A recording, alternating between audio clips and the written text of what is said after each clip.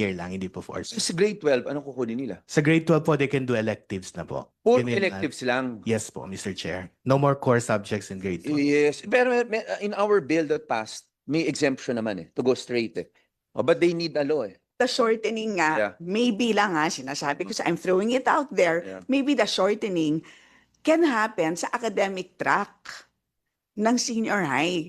I mean, the Tech Pro, I'm okay with that kasi you really need fieldwork. Kasi employability naman ang hinahabol, di ba po? So okay yun na you spend 2 years in senior high for Tech Pro. But for academic track na magka-college ka naman, baka naman you can reduce the 2 to maybe 1 year and then but it depends on, yun na nga, based on your evidence, kung ano yung kasi yun na nga, that's why key, yung ano nangyayari sa bridging program. Kaya kami, pasensya na, babalik tayo doon. Kasi kung ang sinasabi ninyo, sir, na lahat pala na nagpupunta sa kolehiyo, karamihan, nagpe-bridging program pa, ibig sabihin nun, kulang pa talaga yung senior high. Yun naman ang, kaya kami nag-worry. Pero kung hindi naman pala, di ba po? That's why kailangan intindihin ano ba talaga. Baka naman fino-force lang ng SUCs na tanggapin ng mga bata pumunta doon sa bridging program para lang, yun na nga po, yung sinasabi ko, ma-maximize yung budget. When in fact, yung bata, I mean, either wala namang balak magpunta doon, maybe gusto talaga nilang mag-TVL, pero na-encourage lang sila pumunta doon sa bridging program because nga of that situation. But, Honorable Stella, would it be possible na yung ginawa na ngayon ng DepEd, in a way, it will help, as confirmed by CHED, pwedeng mabawasan yung 4 years to 3.5. Secondly, kung ang issue lang pala natin is this trigonometry or any subject, at the end of the day, as long as malay down sa kanila na you have to you take the subjects if you, para talaga although hindi pa tayo kompleto ng guidance counseling, ayun, medyo may option na yung learner na kung ito yung gusto mo. Exactly, pero since 12 is medyo free na for electives, yun na lang, at least nabawasan. Hindi katulad ngayon, it's a practice, the bridging programs, it's a practice na ang haba nila. So why don't we want to help the student lessen? And ito, the grade 12, may option na siya. And that's what, secondly, my second question is sa DepEd. Sa bill namin ni Stella at ni Jet, napasa na namin yun, yung after grade 10, you can take an exam para diretso ka na sa first year college. Do you need a law to implement that? Or can DepEd, kahit walang batas, can you do that? Na mag-exam na lang lahat? Kasi ang problema mo by introducing an exam after grade 10, pwede ba? Or grade 11? Para makadiretso sila sa first year college? Can DepEd do that on your own? But Asek, do you see the point? Kasi ibig sabihin na, just dagdagan ko lang yung sinabi ni Chair. Kasi grade 12 electives, by all intents and purposes, colleges will require you to take the advanced placement exam for the student to earn that credit.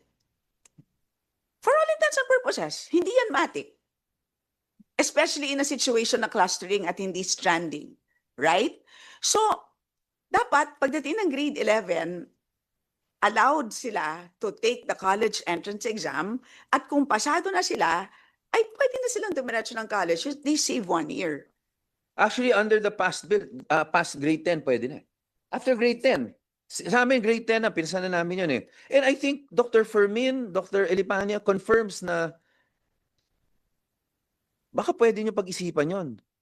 Mag-entrance exam. And again, hindi natin tinatanggal ang K-12 because that is your concern . Ayaw nyo mawala ang K-12, di ba?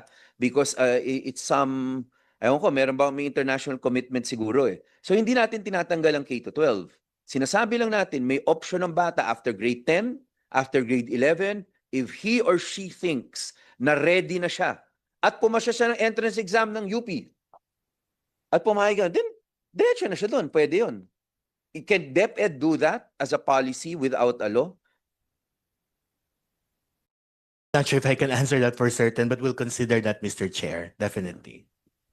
Kasi imposible naman that you'll implement it now, di ba? But do you think it is, kasi kung hindi, we have a law, actually kami pasado .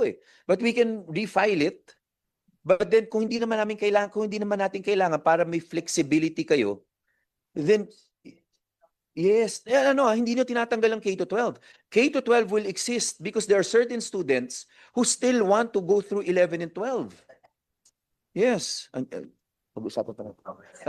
But anyway, Yes, Mr. Chair, duly, but ASEC, Janier, pwede bang makonsider ng DepEd yun? I know hindi for this coming. consider, Mr. Chair. Yes. Can I ask lang DepEd? Ched, Dr. Fermin, Dr. Lipanyo, what do you think of that? Of course, kung batas, wala naman choice, ano? Pero would you have any objections to DepEd, if DepEd can do that they have a policy on that matter? Thank you, Mr. Chair. Actually po, Dr. Lipan and I were talking, meron pong current mechanism ang DepEd to determine if a student can advance or skip a level right now. Yun po yung acceleration. Nagpalit po ba tayo ng proseso sa acceleration as of the moment? Ang curriculum po, curriculum and teaching. Do we still practice acceleration? Because years back, there are people who can skip a level. Apo. Ang naisip lang po namin, kung may mechanism tayo na ganon, and all the criteria or parameters are accounted for naman, baka nga pwede yung early exit at 10th grade as long as nandun yung indicators na kailangan nung bata na yon. I'll have to check, Mr. Chair, because Curriculum dito sa DepEd? we are the curriculum, Mr. Chair.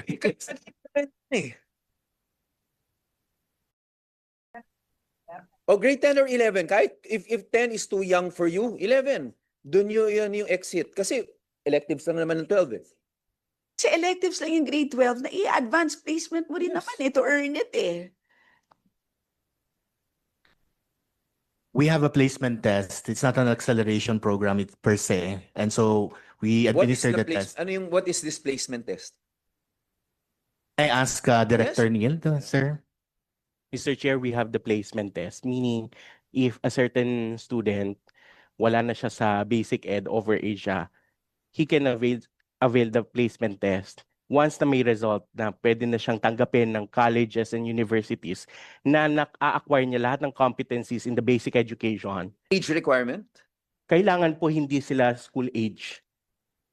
Oh, that's different. Apo. That's For, different. sir, for laggards naman. Naghahabol, in short. Yes. So if you could do that, or ang basis niyo is yung ALS. Oo. Could you take a look? Baka naman pwede. Hindi natin tinatanggal ang K-12, ah. K-12 will remain.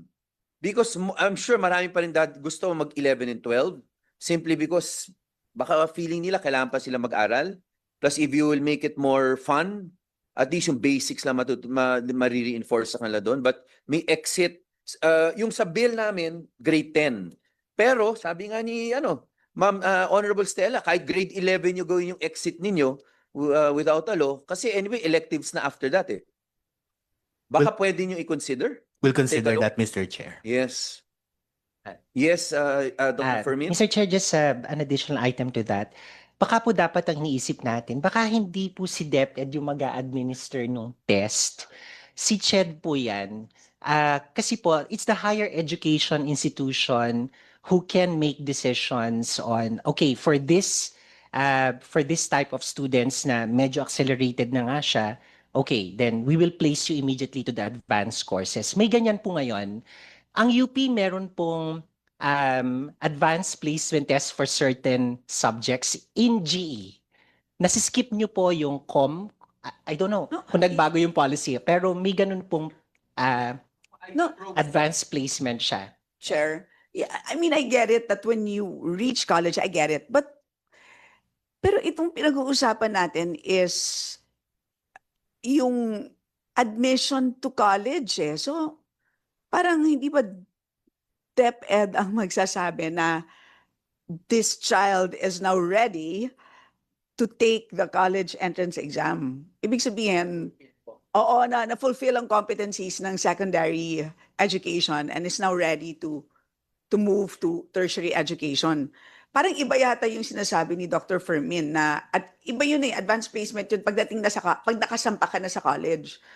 So, kasi di ba like katulad nga kami, di ba, nung iba kasi yung curriculum namin, pero yung sa amin kasi, it's a very simple one, pero nakapag-trigonometry po kami, nakapag-basic economics din kami, meron din kaming basic statistics, di ba? It's a very simple curriculum.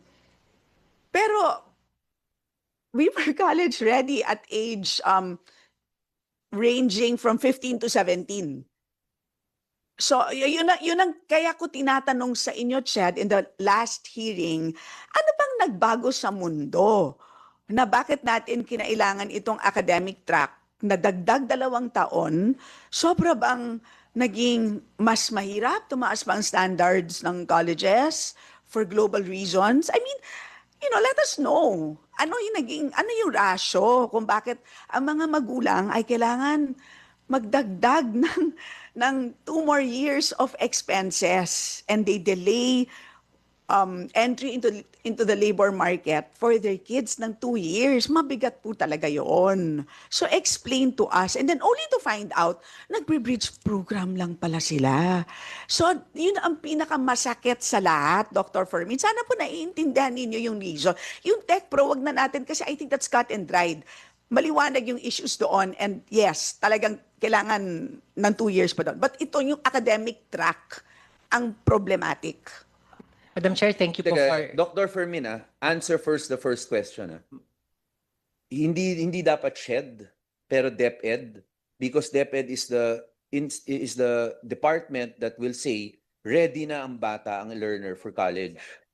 Yes, hindi naman kayo ang sasalo. So, you proposed kasi na dapat SHED ang magbigay ng exam. But do you agree after thinking about it na tama, DepEd dapat? Yes, Chair. To a great extent, tama naman po. No? Ang iniisip lang po namin, meron pong program-specific requirements. Halimbawa po, may competencies na kailangan ng architecture, ang engineering, and so on and so forth. So, pwede po kasi siya maging part ng pinaka-admission exam na i-administer ng university. Halimbawa po, mag-apply ako ng degree program ng biology, for instance. Pwede ko pong lagyan. But Dr. Fermin, that will be up to the individual colleges and Opo. universities na. That's But right, Mr. saying Chair. that the learner is already has completed all competencies and Opo. makes that learner prepared for college, that is within the sphere of DepEd. Yes, Chair. Yes. Yeah. Yung sa inyo, that will be in your... And I assume, magko-consult naman sila Opo. nung competencies na required. Di naman, you don't live in a vacuum, di ba? Mm-mm. So, now the next queries naman. Apo. So, where I'm coming from, Mr. Chair, from the analysis that we conducted, no, we compared jurisdictions na meron pong G component talaga yung higher ed. Baka po magulat kayo sa sasabihin ko, currently po, sa laki ng G component ng higher ed natin, lumalabas po, 42% ng credit structure natin ay GE. So lumalabas, lahat ng graduates natin ng higher ed ay minor in GE. Ganun po siya lumalabas. Bakit? Kasi po umulit yung configuration ng exit courses natin in the key disciplines dun sa pagkakadesenyo ng higher ed kahit po may college readiness standards. Again, this is a function, Mr. Chair, of agencies not really sitting down and talking about the expectations. Plus the fact that iba po yung nakitang proseso ng mga technical panel.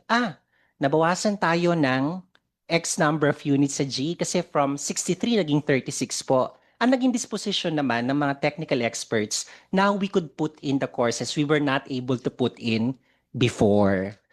Without having been able to create a real industry mapping, Honorable Kimbo, of what is really expected pag sumampas sila ng trabaho. So, ang napansin ko po, may mga naipon na subjects in certain disciplines na pwede nang nawala at nag-concentrate lang sila dun sa mas kailangan ngayon as industries have also rapidly changed. An example po is in the IT curriculum, may isa pong programming language doon na hindi na talaga ginagamit ng industriya pero nandun pa rin. So yung review process po ngayon dapat, kaya nga po ni-reconstitute ng CHED ang mga technical panels, may nakaupong industry specialist para magabayan sila na kapag nireview natin ang curriculum, tanggalin nyo yung hindi natin kailangan. Kaya po tama yung hypothesis natin, dapat talaga hindi siya humaba ng humaba. I don't know if I actually will get the actual copy. May PIDS study. The PIDS study in fact said that nung nagbawas ng GE subjects, ang ginawa naman ng technical panels nag-add. Ang problema, nung nag-add sila, sumobra naman sila sa international standards. Gusto natin mas matindi. So dinapasan natin yung global standards. That's the PIDS study. Oo eh. Yes. Yes. Pero sabi ng PIDS study, ang ginawa natin, we went over and beyond. But yung sad reality, kahit we went over and beyond, na-congest lang natin, nakawawa talaga yung student. Maraming hindi nakatapos. So, could you get things working? Oh yes, sige, KM. Yeah. Mr. Chair, just to also share the other findings of the PIDS study. So, kinumpare po nila GE, tapos major courses, pati internships across Europe, US, Australia, ASEAN, Philippines. And the data shows that yung big picture nila is that we are GE heavy, internship light, and also very heavy in terms of all the coursework, pero mababaw in terms of what the knowledge and the skills are after. So, ganun siya nangyari. Puro theoretical, puro coursework, walang hands-on training, tapos sobrang daming majors and GEs. So, Dr. Yes. Devi, So Dr. yun yung po Fermin, kailangan nating ayusin. wala kayo dati sa technical panels na to. So, ngayon lang probably ang reforms na mangyayari. Pero hopefully, Ginagawa ng work CHED, it na. Chair. Alam Ginagawa ng mo na. CHED. Alam mo na. Pasensya na po, CHED, ha? Hindi po yun ang trabaho Bago sila, ninyo. bago si Dr. Fermin at Dr. Ipani. That is the reason for why you exist, Chad. Hindi po ba? Tama, di ba? Okay. So sana po. Can we go now to your gagawin second nyo. issue? Yes. Yung second issue na, which wala talaga sa agenda today, Yung bridge. hindi, bridge, okay na tayo, tatanggalin na nila. Sorry, Hindi, wala nang kailangan na bridge. Wala. No, Ang second issue tama. po yung, So we are in agreement. Yeah. Yeah. Sa pati si Dr. KM, yes, sa bridging program, ano matatanggal siya yung Sige. curriculum. ni So, Dr. E? ma'am, just to share, kasi kanina I was reflecting, based on my understanding, unang-una, yung pagkaunawa ko po sa pagpapaliwanag ng DepEd dati, because I've seen this presentation in the past, is wala nang, yung cluster, ma'am, is just the menu of electives. But when you graduate, you are just a senior high school graduate, regardless of what electives you took. So, parang generic SHS graduate ka. To your point, ma'am, may possibility ba na humaba? Posible yun kasi may prerequisite talaga yung ibang courses. And kung hindi yung tinake ng tao kasi hindi natin na-require because nagkaroon ng primacy ang student choice, you can still be required to do it. What is critical, I think, for me, is that the electives be co-formulated by DepEd and CHED. Kasi yung electives na yon, kumbaga, ang kinuha ko is, I don't know, art in the contemporary world. Hindi ko man siya makikredit towards my engineering course, may electives ako. Doon ko siya ikikredit. Correct. So, net, hindi naman madadagdagan kung madedesign nila properly yung both electives and possible prerequisites. So, those are the two things. The And that prerequisite, should have been done. that they should do it. Opo, they should do it. Yeah. Opo, they should do it. So, dapat, the electives should consider what prerequisites students might need to take Yes. pursuing some college courses that we know naman are the most in demand. Kasi alam naman natin po kung ano yun. Dapat available yun sa menu. Ikalawa, yung electives na ibibigay dapat ng DepEd, dapat may correspondence with the electives that CHED will credit. So Yes. that hindi siya madadagdag sa harapan, pwede din siyang ibawas sa likod. Parang ganun po. Yun. So, yun lang. And the option is open. Yes. Yes, yes. Last yes. question, promise, Chair, in relation to that. issue na malaki. Hindi, pero in relation lang to this, nanganak lang. So tama, di ba? Either magbabawas ka ng panahon sa high school or sa college. So I think we're all in agreement. So ang tanong kasi is, I think the answer to that is sa faculty competence eh. Kasi magbabawas ako sa high school kung yung competence naman talaga ay nasa college. So yun yung akin eh. Pasensya na po ha. Kasi bakit tayo magpipilit ng pagtuturo ng isang elective kung yung pagtuturo ng elective na yan ay nandun naman sa college level, di ba? So yun ang akin, di ba? Yung magdadagdag tayo ng resources for teacher training sa DepEd. Dagdag budget yon, oras, etc., pahirap sa teachers, ganon. So yun ang dapat pag-isipan, di ba po? Sa inyong pag-uusap, sana critical factor yon doon sa pag-determine kung ano bang ilalagay natin dito sa high school at ano ilalagay natin sa college. Kasi in the end, ganon din naman yon. Kung anong iti-take ng bata sa senior high school, i-advance placement exam din niya yan sa college eh. So kung hindi siya mag-meet ng standard sa college, pasensya na po, i-retake ng bata. 'Di ba? So dagdag gastos, dagdag panahon, hindi natin na-manage yung expectations ng pamilya. So, yun yung akin. Yes. And sir, if I can just Yes. comment on that point for consideration of DepEd and the committee, magandang point yun. And I think kaya kailangan nating lumabas dun sa pananaw na dapat let passer, plantilla holder, full-time, lahat ng SHS teachers. Because we need to hire actual practitioners with expertise na magturo ng ganong electives. Kasi kung pipilitin natin na si let teacher graduate in elementary or graduate in secondary, tapos siya yung pagtuturuin natin ng electives na very specialized, we will not be able to achieve the desired outcome. So, Bill namin, ayun. para sa college mo na lang ilagay. Yeah. Parang ganun lang, sir. Parang ganun. Pero this morning, klaro tayo. Yes. DepEd Sheda, klaro tayo. The new proposed senior high school curriculum will be 5 subjects pa rin siya. 5 mandatory 5 core for subjects, yes, Mr. for grade 11. Sa grade 12, electives na 5. About 5 to 7, Mr. Chair. 5 to 7 na electives. Hindi pa, that's the second point. Yung second point now, yung 5 core subjects, these 5 core subjects mirror the competencies of 5 GE subjects in first year college. Yes, So, Mr. Chair. effectively, yes, pwede mo na ma-APE yun eventually. Baka. Yung 5, tatanggalin nyo na pala yun. So, wala na siya. Bawas na tayo ng 15 units.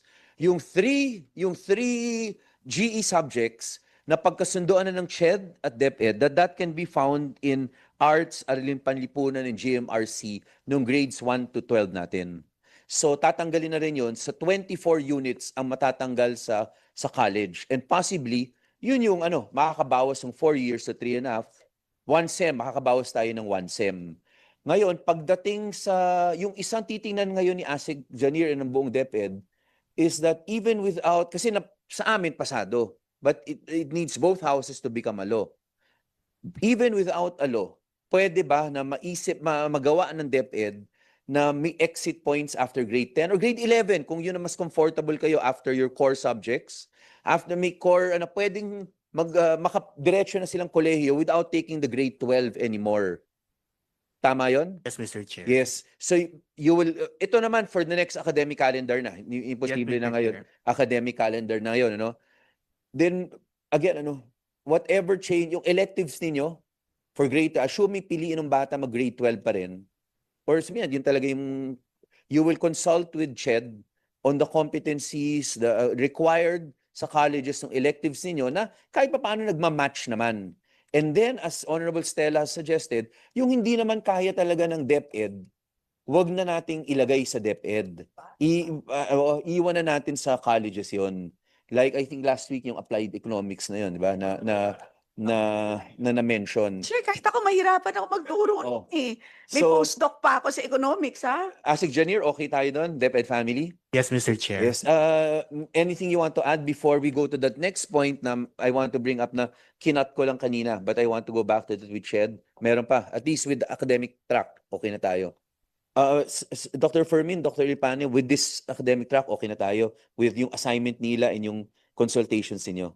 Well, now going to that point of Honorable Stella na sabi ko hindi naman yun yung point today, but important yun. This happens now in our colleges. That's why that is one reason for the bridging. Kasi nag-budget na ang Kongreso ng a certain amount, hindi sapat yun pumasa. Kaya magbi-bridge na lang kayo para magamit lahat ng pondong binigay ng That's it? That's correct? Chair, again, I'm only speaking from the data we got from the Yes. Visayas. Mas marami po doon na private school. So, Opo, na nagbe-bridge. So one hypothesis lang po, no, hindi kami sure kasi nagkaroon po ng massive displacement Yes, ng pera pa faculty rin eh. at that time. So, yeah, it's a money issue kasi po, saan nila dadalhin yung mga tenured faculty at that time? So, some of them were Yeah. actually, Get you that. know, Yeah. asked to create Yeah. those bridging courses na message na just because nakukulangan kami sa graduate ng senior high. So may ganun pong angulo. Bukod pa po dun sa possibility nga na sa mga public colleges and universities, It baka yon happens. ang nangyari. Yes. Para sa SUCs and LUCs, it's just a matter of CHED issuing an order na please, all SUCs and LUCs, paki-report sa amin if you have a bridging program, and if so, historically, is lahat ng naging estudyante nyo from the time that you introduce a bridge program, pakisubmit sa amin para makumpleto po ninyo ang report ninyo at masubmit po sa amin. Kasi importante sa amin na malaman ilan ba talaga ang nagbe-bridging program, at least for the SUCs and LUCs. Kasi ibang issue yung sa private. Yes, Madam Chair, that's why we included that in our zonal consultations and data gathering procedure.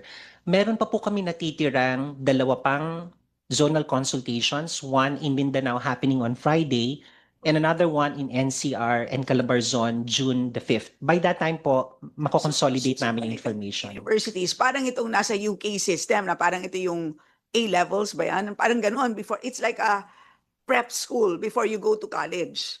Parang ganon. Nagka-community colleges tayo. Or something like that. But Dr. Fermin, again, kasama rin ba sa data na isasubmit niyo sa amin yung mga SUCs and LUCs that did not admit a learner in a particular course, kunyari engineering, simply because hindi STEM yung kasi may reports na kaming gano'n, ha? I think po, pwede naman nating makuha yung At marami information. yon. LUCs isama nyo because I think nakabit ninyo yun sa sa voucher system nila eh.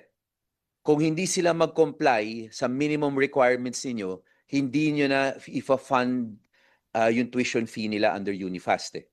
So kasama yun eh. I think yun ang sinabi sa amin ng ibang LUCs na ginagawa sa kanila. So could you include that? Again, we only want this data so that we can correct things. Oh, yun lang naman yung hinabol na moving forward. Ano pa ang pwede natin magawa para hindi kawawa yung learner at yung pamilya niya? Yun lang naman yun eh. So wag tayong mahiya, wag natin i-shortcut, wag natin itago. Because actually, sinabi na sa akin ng LUCs, ang dami sa kanila yun eh. Tsaka, idagdag ko na rin kasi we're asking